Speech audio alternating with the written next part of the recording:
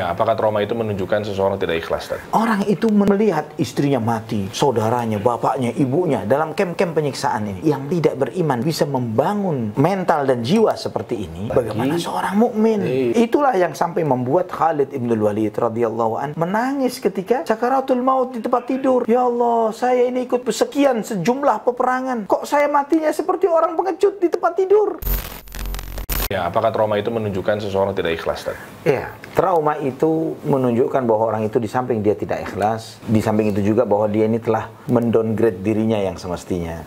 Ya, karena dia itu harusnya dirinya ini pada level tertentu yang baik, namun karena dia mengalami trauma-trauma tersebut, akhirnya dia tidak menyadari bahwa Allah Subhanahu wa Ta'ala menguji dirinya sama seperti banyak manusia yang lain. Bahkan masalah yang sedang dia hadapi yang membuat dia menjadi trauma bukanlah masalah yang terbesar yang dihadapi oleh manusia. Berapa banyak orang yang mengalami trauma yang lebih dahsyat lagi, tapi dia bisa keluar dari situ. Dengan apa? Dengan memahami, dengan meyakini. Subhanallah, saya sampaikan sebuah hikmah, tapi sebetulnya ini saya baca dari salah satu buku non-muslim. Ya, bahkan ekstrim ya. Seorang Yahudi bahkan yang nulis buku itu. Tapi ada hikmahnya di situ. Ya, dia penulis buku ini adalah di antara korban Holocaust. Keluarganya, istrinya, orang tuanya, semuanya kena, artinya seorang Yahudi. Ya, Nazi Jerman. Menariknya, dia bisa keluar dari kem-kem penyiksaan itu dan akhirnya menjadi seorang guru. Dan kemudian dia menulis sebuah buku dan menginspirasi banyak orang. Dia menjelaskan apa yang menyebabkan dia bisa eksis dalam kem-kem tersebut. Ternyata yang dia tanamkan dalam dirinya adalah dia memiliki impian besar untuk hidupnya. Saya nanti akan menjadi seorang guru, seorang profesor yang akan mengajarkan kepada umat manusia tentang kebajikan, kebaikan, dan lain sebagainya. Dia punya big dream, mimpi besar yang luar biasa ini.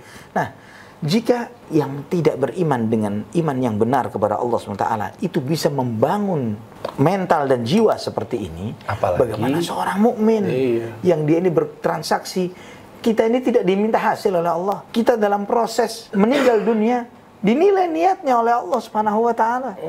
Iya kan? Nah, bagaimana orang yang seperti ini, yang seorang muslim yang memahami bahwa kita bertransaksi dengan Allah Subhanahu wa Ta'ala, berakad dengan Allah Subhanahu wa Ta'ala, kemudian kita mengalami trauma yang berlarut-larut, ya. Orang itu melihat istrinya mati, saudaranya, bapaknya, ibunya dalam kem-kem penyiksaan ini. Ya, namun kemudian dia bisa lolos.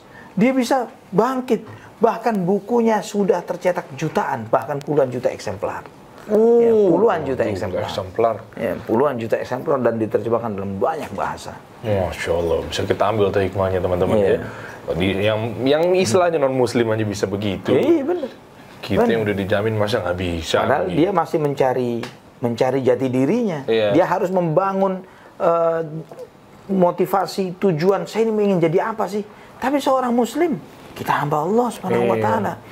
Hidup kita adalah hamba Allah, mati kita adalah hamba Allah. Inna salati wa nusuki wa mahyaya wa mamati lillahi rabbil alamin. Ya.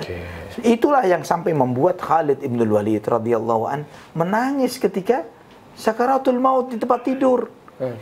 Ya Allah, saya ini ikut sekian sejumlah peperangan. Kok saya matinya seperti orang pengecut di tempat tidur? Harusnya saya mati di medan jihad ini dan itu. Di kita, sekarang coba kita lihat diri kita, berharapnya mati seperti apa? Kita berharap mati di rumah sakit atau di rumah didampingi oleh orang-orang tersayang dan tercinta.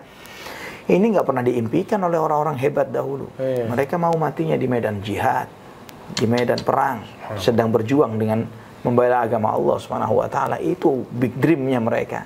Oh, Masya Allah, Masya Allah. Iya, membuka wawasan sekali, luar biasa. Syukur Ustaz, jazakallah khair.